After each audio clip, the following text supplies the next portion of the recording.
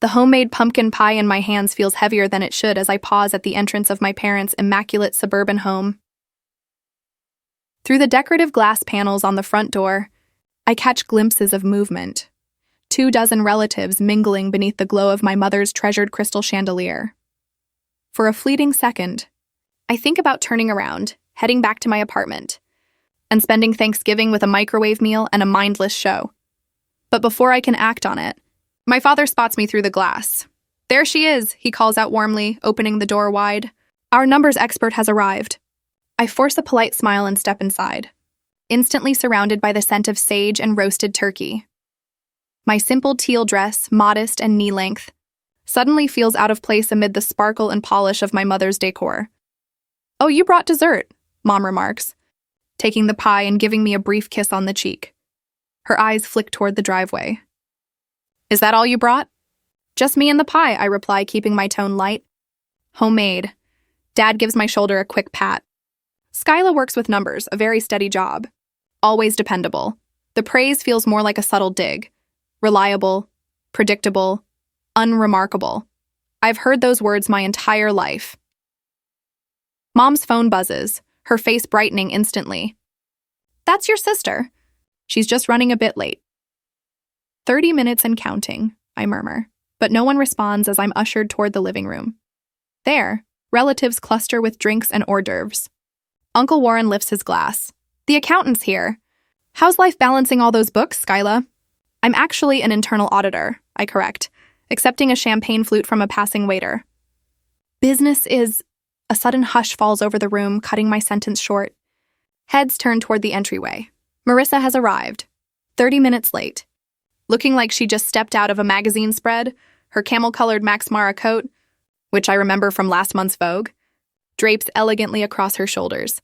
The Prada bag hanging from her wrist likely costs more than my rent. "Sorry I'm late," she announces, not sounding the least bit sorry. "Traffic was awful." Mom hurries over, glowing with the kind of admiration she rarely shows me. "You look beautiful, sweetheart," she says, brushing her hand over Marissa's sleeve. "Is this new?" Marissa beams. "Just picked it up last weekend." The color spoke to me. "You work so hard," Mom gushes. "You deserve to spoil yourself." I swallow hard and finish my champagne in one gulp. The irony stings. Marissa hasn't kept a steady job in years, moving from one consulting project to another, each with an impressive title but little follow-through. Dinner is announced before I can escape for a refill. I end up seated between cousin Lauren and Uncle Warren's new girlfriend, whose name already escapes me, across the table. Marissa holds everyone's attention, describing her latest venture involving luxury brands and social media. During a pause, Lauren leans toward me, lowering her voice. "Hey, Skyla, can I ask you something about my student loans? The interest rates are killing me. Do you know any ways to restructure?" I lean closer, glad to be useful. "Actually, there's a program I read about that might help. If your income is under a certain..." "Not everyone wants to talk numbers at dinner, dear." Mom cuts in sharply from a few seats away. She smiles sweetly at Lauren. "Why not ask Marissa?"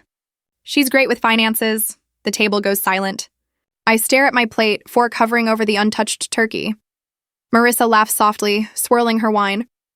"Oh, Skyla's always crunching numbers," she teases. "And always a little short on cash." My face flushes. "I manage my money just fine," I reply evenly. "Do you?" Marissa lifts an eyebrow. "Then why are you always borrowing from me?" The air seems to freeze. Dozens of eyes flick back and forth between us like spectators at a match. "I've never asked you for money," I say, my voice steady though my pulse races. "Not once." Marissa rolls her eyes dramatically. "Please, you should really stop asking." It's embarrassing. Her words hit like a slap. The audacity leaves me stunned. My ears ringing as silence fills the room. No one speaks, not even our parents, who know perfectly well which way the money has always flowed. Speaking of embarrassing, Dad interjects with a forced laugh. "Did anyone catch the Seahawks game last Sunday?" That fourth quarter was something else. Just like that, the conversation stumbles forward, leaving my humiliation behind, unspoken and ignored. I sit motionless, suddenly 10 years old again, remembering when I emptied my piggy bank to buy Marissa a dance costume. "Your sister needs it more than you," Mom had said, patting my head. She has a recital coming up. You're the practical one, Skyla, the responsible one. The one expected to give things up. When dessert is served, I quietly excuse myself and slip away to the powder room. My hands tremble as I lock the door, but my thoughts are steady. I pull out my phone and open my banking app, staring at 5 recurring payments, all in Marissa's name.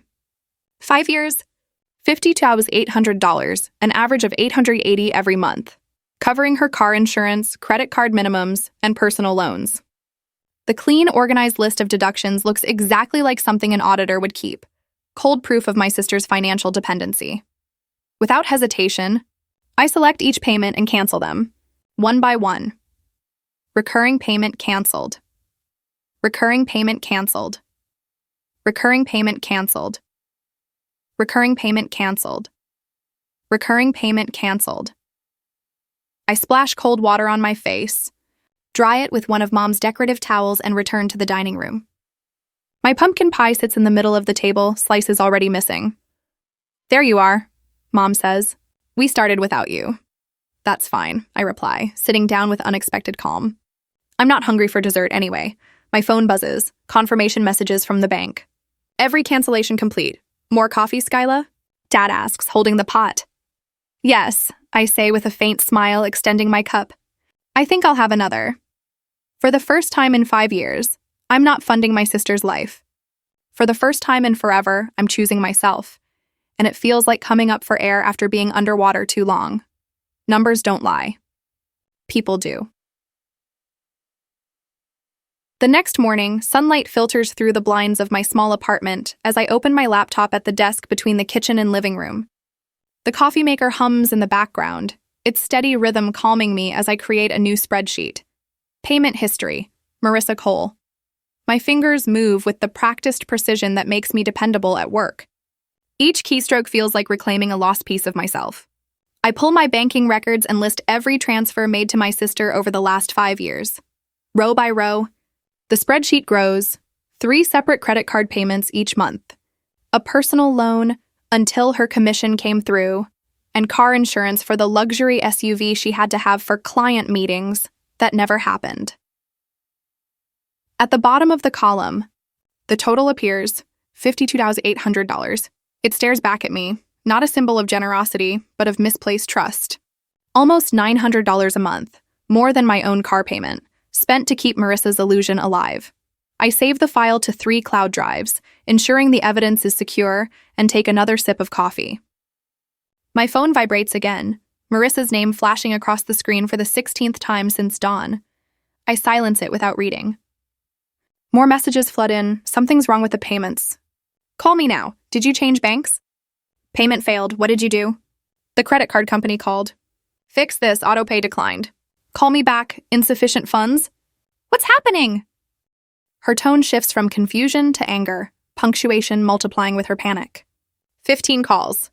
Over 30 messages in 24 hours. I place the phone face down and keep typing. By mid-afternoon, the inevitable happens. Mom's name appears on the screen. I answer on the 3rd ring. Skyla? What's going on? Marissa says you're refusing to help her. My mom's voice carries that familiar tone of disappointment, like I'm a child again. Selfishly keeping my birthday money instead of sharing. I've been paying her bills for 5 years, Mom. My voice sounds calmer, more certain than it's ever been with her. She told everyone at Thanksgiving yesterday that I begged her for money. So I stopped. A sharp breath from her end. That's not what she meant. You know how Marissa gets when she's anxious, she exaggerates. It wasn't an exaggeration. It was a lie. And everyone believed her. You're being overdramatic. Family helps family. I did for 5 years. That's $52,800 of my money. There's a pause, then a rustle as the phone switches hands. Skyla, it's Dad. His voice suddenly sounds older. What's this about money? Your sister says you cut her off without warning. Did she explain why she needs my money every month? She's been having issues with her business. You know that. Dad, she doesn't have a business. She hasn't had steady work in 3 years. Another long silence. You've changed, he finally says. You used to be kind. The words sting, but a new kind of clarity steadies me. I haven't changed, I answer. I just stopped letting people mistake my kindness for obligation. The The silence that follows tells me they've never seen our family that way before. The call ends awkwardly with the usual promise to talk about this later, which really means they hope I'll change my mind. I barely set down my phone when it rings again. Lauren, hey. Just checking in. You left Thanksgiving so suddenly. Her voice trails off, searching for details. It was a rough night. I reply carefully. Marissa's been telling everyone she's having money problems. Something about you backing out of a loan? A short, bitter laugh escapes me. I didn't back out of a loan. I stopped paying her bills after 5 years. Wait, you've been paying her bills? But she lives in that big house in Bellevue. The surprise in Lauren's tone confirms what I've always suspected. No one knew. For years, Marissa kept up her image of success while quietly draining my bank account. How much are we talking about? Lauren asks. $52,800. Wow, she breathes. No wonder you always skipped family trips. A lump forms in my throat. All those years of excuses, work obligations, saving for a house, staying prepared for emergencies, when the truth was simpler and heavier. I couldn't afford both her lifestyle and my own peace of mind. When Lauren hangs up, promising confidentiality I know won't last, my phone buzzes with a text from cousin Michael. About time someone stood up to the golden child. The truth is spreading now. Rewriting 5 years of family memories where Marissa arrived in designer outfits, while I recycled the same black dress with different jewelry. Where she brought pricey wine while I baked at home because it cost less. Where she bragged about resorts while I mentioned staycations. I closed the spreadsheet and shut my laptop. The records are complete. The payments are canceled. The truth is finally out. For the first time in 5 years, all $880 of my monthly payment to Marissa will stay in my account. The feeling isn't as satisfying as I imagined. Just a quiet, hollow relief. It's like removing a splinter you've learned to live around for so long that its absence feels strange. My phone buzzes beside me. 43 notifications. Tomorrow will bring more calls. Guilt and pressure. But tonight the numbers are clear. And numbers, unlike sisters, don't lie. The next morning, at 6:47 a.m., the family group chat lights up my screen. Still half asleep, I glance at it and instantly regret looking. Please keep Skyla in your prayers during this difficult time. Marissa's message reads, mental health struggles can appear in many forms, including financial jealousy and irrational behavior. I stare at the ceiling, counting the textured ridges to stop myself from throwing my phone. Within seconds, the chat floods with sympathy. Oh no, what happened?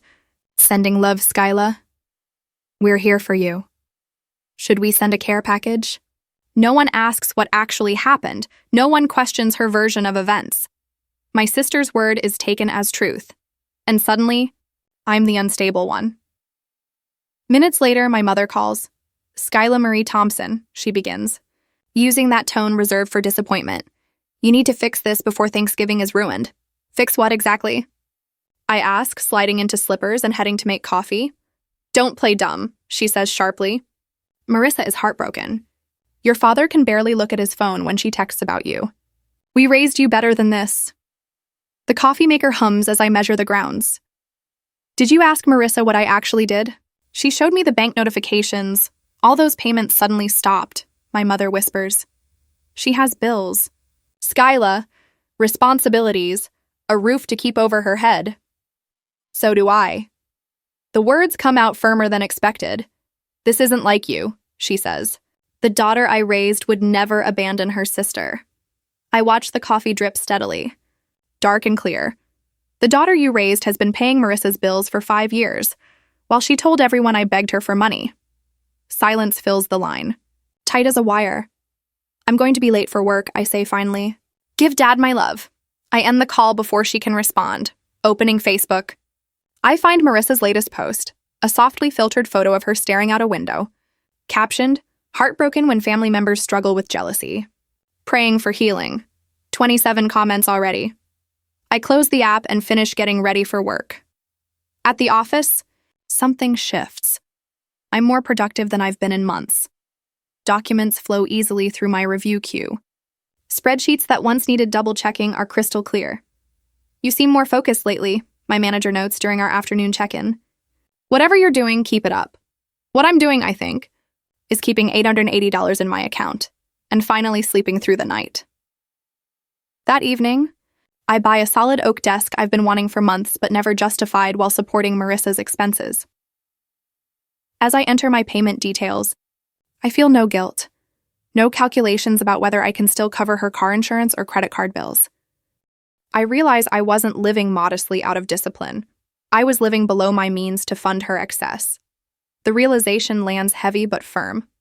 3 days later, my resolve is tested. Marissa shows up unannounced in my office lobby. Through the glass doors, I see her, designer sunglasses, flawless makeup, and an outfit that screams effortless wealth mixed with distress. "How could you abandon me like this?" she cries the moment I approach, tears falling without smudging her mascara. "After everything I've done for you." Heads turn, coworkers slow their steps, pretending not to listen. I keep my tone calm. "This isn't the place to discuss your finances, Marissa." "Finances?" She laughs sharply. "You're the one who's always needed my help. And now when I need you temporarily, you cut me off completely?" A security guard looks over, sensing tension. "Call me when you're ready to talk about repayment plans," I say quietly. "Repayment?" she repeats, stunned. Her tears vanish instantly, replaced by the cold, calculating look I know too well. "This isn't over," she hisses before spinning toward the exit, her heels clicking against marble. I watch her leave. Oddly calm after what should have been a painful encounter, Saturday brings unexpected comfort.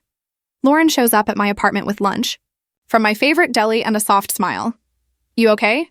she asks, unpacking sandwiches and soup on my small dining table. Everyone's been talking about what happened. "Which version are they discussing?" I ask while pulling plates from the cabinet. Lauren shakes her head. "The real story's spreading.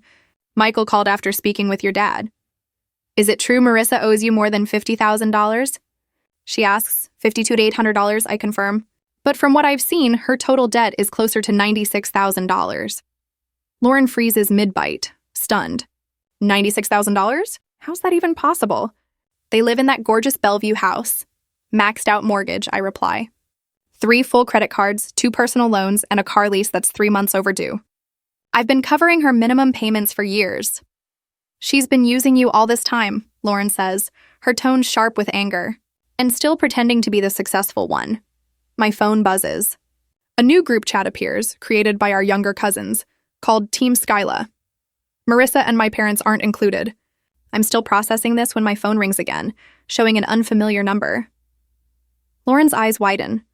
That's Evan's cell, Marissa's husband. I answer and put it on speaker. Skyla? Evan's voice sounds strained. We need to talk. I'm listening, I say. I didn't know any of this, he begins. She hid everything, the debt, the payments, all of it. His honesty takes me by surprise. Thank you for quietly helping her all these years, he continues. I thought we were doing fine, but we've been overspending just to look good in front of the neighbors. I meet Lauren's astonished gaze. We're not as stable as everyone thinks, Evan admits. Not even close. A strange lightness fills me. For so long, I believed I was the only one who truly saw Marissa. Now others are finally seeing the truth too. I hope she finds healthier ways to manage things, I say at last. Lauren reaches across the table, squeezing my hand as the call ends. For the first time in years, I'm not the only one who understands. And for the first time in my life, I'm not expected to fix everything. That night, a loud knock shakes my apartment door at 11:42 p.m. 3 hard blows that rattle the hinges. I already know who it is. Marissa stands under the harsh hallway light, arms wrapped around herself.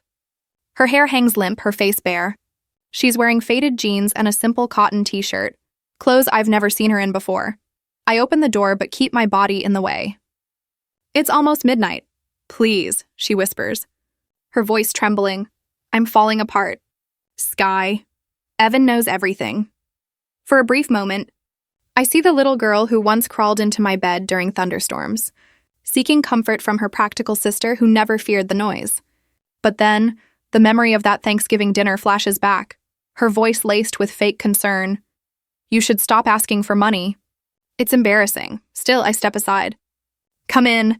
She rushes past me, pacing around the living room like a trapped animal. The credit card companies won't stop calling, she says, her voice strained. I've blocked 8 different numbers, but they just keep finding new ones. And the BMW, she pauses, swallowing hard. They're taking it next week. I offer her a glass of water. She glances at it briefly, clearly wishing it were wine. Mom and Dad are heartbroken, she continues, accepting the glass but not drinking. You're tearing this family apart with this vendetta. I sit quietly, watching her performance with a calm I haven't felt before. If I lose everything, it's on you, she says, her tone sharp. Is that what you want? To see me fail? I wait until her dramatics fade, until her pauses stop demanding sympathy. Then I speak. I've helped you for 5 years, Marissa. She nods quickly. And I'm so grateful. That's why I don't understand why you'd stop now, when I need you most. I let the silence stretch. That's $5,800, I say evenly. I have records of every payment. Her face changes instantly, from desperate to defensive. It wasn't that much. You're exaggerating to make me look bad. Without a word, I open my laptop on the coffee table. The screen glows with a spreadsheet. Each row a payment, each column labeled with dates, amounts, and account numbers.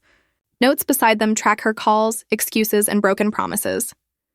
5 years of detailed proof, numbers that never lie. This is...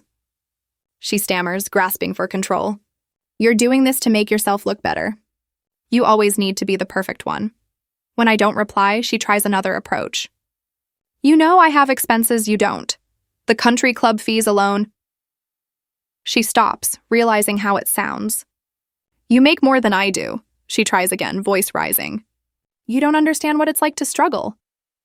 I make $185,000 a year, I say quietly. Her eyes widen. She clearly expected a smaller number.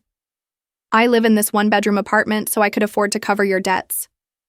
The silence that follows feels more honest than anything between us in years. Her mouth opens and closes, searching for another argument. But we're sisters, she finally whispers. Family helps family. I stand and walk to the door, opening it. You had 5 years, Marissa. I paid $52,000 of your debt. That's enough. She grabs her purse, her posture stiff with resentment. At the doorway, she turns, eyes narrowed. You're heartless, she says coldly. You'll regret this. No, I reply, meeting her gaze. You should regret mistaking compassion for obligation. The door closes softly between us. 2 hours later, my mother calls. Her voice carries tension, though she tries to sound calm. Marissa says you refuse to help. She's dealing with a lot right now, she adds. Did she mention how much I've already supported her? I ask. She said you gave her some small loans. $52,000 over 5 years isn't small, Mom. Her sharp intake of breath says more than words could. Then Dad's voice replaces hers. $52,000? That can't be right. I can email you the documents, I reply, my finger hovering over the send button on an email I prepared days ago. Why would you keep giving her money all this time if she wasn't being honest? I finish for him. Because she's family. And you both taught me that family helps family. No matter what. The silence on the line feels like both validation and heartbreak. That night, my phone starts lighting up with messages. Uncle Warren, your sister is devastated. Where's your compassion? Aunt Patricia. The family forgives. Always. This coldness isn't like you. Others follow. Cousin Michael. About time someone stood up to her. Call if you need to talk, Lauren. Just heard the full story. We're all behind you. Mom and Dad, too. A notification from the extended family chat appears next. I brace myself for more guilt and pressure, but instead it's from Evan. Thank you all for your concern. Marissa and I are addressing some financial issues that have come to light. We ask for understanding during this time. And Skyla, thank you for your past support. It wasn't properly acknowledged. The usual family order, with Marissa at the center and me as the dependable one, has started to crack. Thanksgiving dinner now marks a new timeline. Before the truth, and after. Later, Dad calls again. His tone is subdued. I've reviewed the statements you sent. All these years you've been... He stops, unable to finish the thought that his favored child has been dishonest while the steady one kept giving. We should talk, he finally says. All of us. Maybe Sunday dinner? Not yet, I answer, surprising myself. I need some time. Of course, he replies quickly. Whatever you need. The words sound unfamiliar from him or anyone in my family. My needs have never been a priority before. I curl up on my couch, wrapped in the quilt my grandmother made, the one Marissa once called outdated. My apartment feels different tonight. Not bigger or nicer, but truly mine. For the first time in 5 years, the burden of secrecy is gone. The money that once maintained Marissa's image will now build my genuine life. On my coffee table, the spreadsheet still glows on my laptop screen. 5 years of payments, each one a reminder of who I was and who I'm becoming. I close the laptop, and the room darkens except for the faint city light through my blinds. Tomorrow will bring more calls, more opinions, more pressure to return to my old role.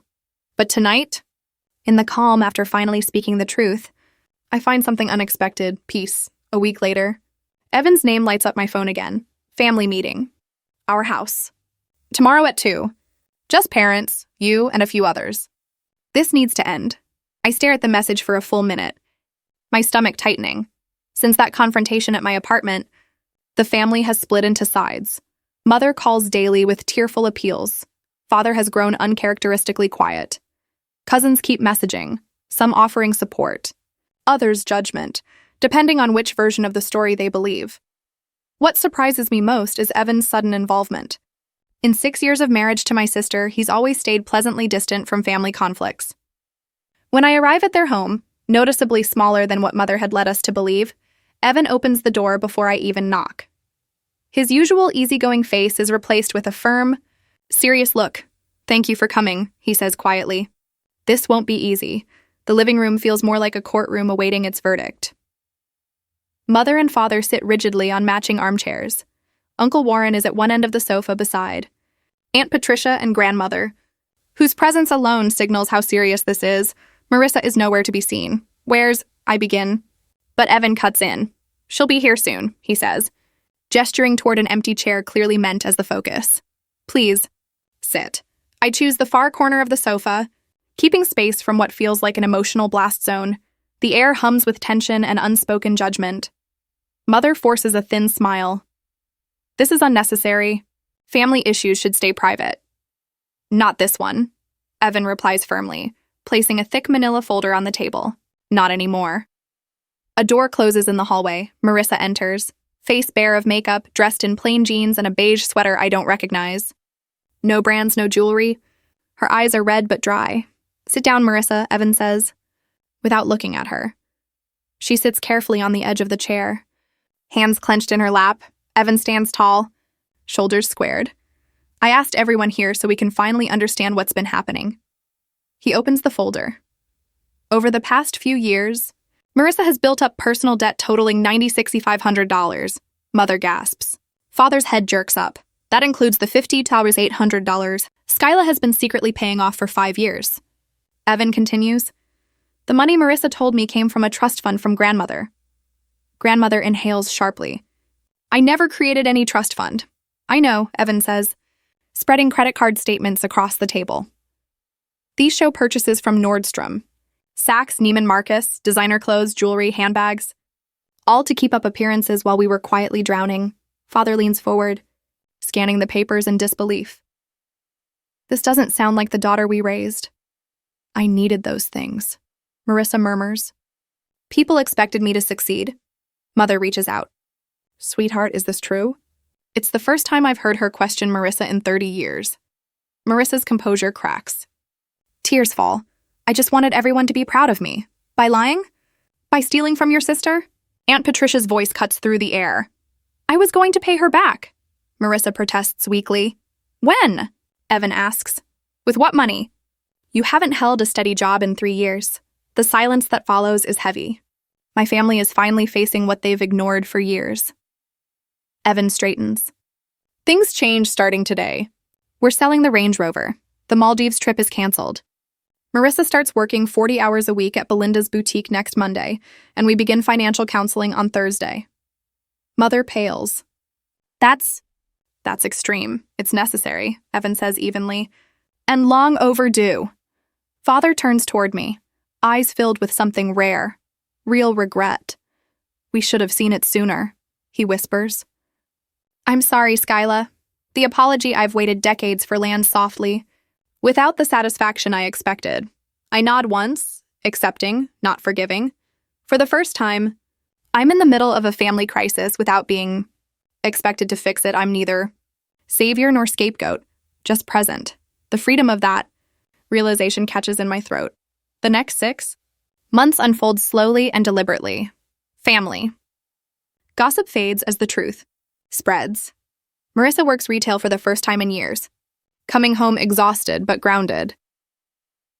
Evan manages their budget with spreadsheets that mirror my old ones. When Mother calls now, her tone carries hesitation, as if she's learning how to talk without control. Father asks about investments, listening for once with real curiosity. One Thursday in May, my phone buzzes with a bank alert. Deposit $600. A text follows. It'll take years, but I'll pay you back. I stare at the screen, remembering the Thanksgiving when she called me a beggar, the powder room where I finally set my boundaries, the 5 years of quiet sacrifice logged in spreadsheets. My fingers hover over the keyboard, dozens of replies forming and vanishing. In the end, I type just 2 words, received. Thank you. Not forgiveness, not yet, but a small door left open in a wall I had every right to build. A year later, I stand outside Evan and Marissa's downsized Tudor home, holding a pumpkin-scented candle. Through the leaded glass, I see modest Thanksgiving decorations, nothing like the lavish display at our parents' place last year. For a moment, I consider turning back, spending the holiday alone with a good book. Then I see Father through the window. Our eyes meet. 1 year has changed more than addresses. My apartment now has a plush burgundy couch instead of the old hand-me-down. A real desk replaces the shaky card table where I once managed both our finances. The $880 that used to vanish into Marissa's debts now grows steadily in an investment account, up 12% to Dad. Opens the door before I knock. There she is, he says softly. The booming tone from my childhood is gone, replaced with something new. Respect. Happy Thanksgiving. I step inside, surrounded by the scent of roasted turkey. My simple green dress feels just right. You're right on time, Mom says, kissing my cheek with genuine warmth. Marissa's about to serve. The dining table, simply set for 8, replaces last year's showy display for 24. No chandelier, just a pendant light casting soft glow over familiar faces. Marissa emerges from the kitchen in jeans and a cream sweater, hair pulled back. No designer logos, no jewelry, just steady hands carrying the turkey platter. Everything looks wonderful, I say, and mean it. She smiles faintly, a new humility in her eyes. Thanks for coming. When everyone's seated, Evan raises his glass for a toast, but gestures for Marissa to speak. She stands, lifting her water glass. To a family that tells the truth, even when it hurts. My throat tightens. I raise my glass too, not in full reconciliation, but in acknowledgement of a new, honest beginning. Throughout dinner, conversation flows without pretense, Uncle. Warren speaks openly about his heart. Surgery. Lauren shares her promotion without apology. Our parents admit their financial struggles without pretending everything's perfect. No one performs. No one competes, we simply exist together, in truth. Later that night, back in my apartment, I open my laptop out of habit, but I no longer check the spreadsheet. Daily. Marissa's 12 monthly payments have all arrived on time. I scroll through old pleading messages from her and delete them. They're no longer needed as protection. The truth has settled. Like dust after a storm, opening my journal. I write $50 to $800 if she weren't my sister. I'd have stopped long ago, but she was, or so I believed. I pause, reflecting on what's truly changed. Her repayments aren't just about money. They're acknowledgement. Proof that my boundaries matter. That my sacrifices meant something. My worth was never tied to family approval. It just took me 30 years to learn it. Boundaries aren't cruelty. They're self-respect. I close the journal, feeling neither victory nor regret, only clarity. Sometimes, kindness means knowing when to stop. You can't save someone who keeps sinking, especially when they're the one pulling you under. And so I leave you with this question. If it were you, what would you have done? Cut them off completely? Give one more chance because they're family? Or take legal action to recover what was lost? Where do you draw the line between helping and being used?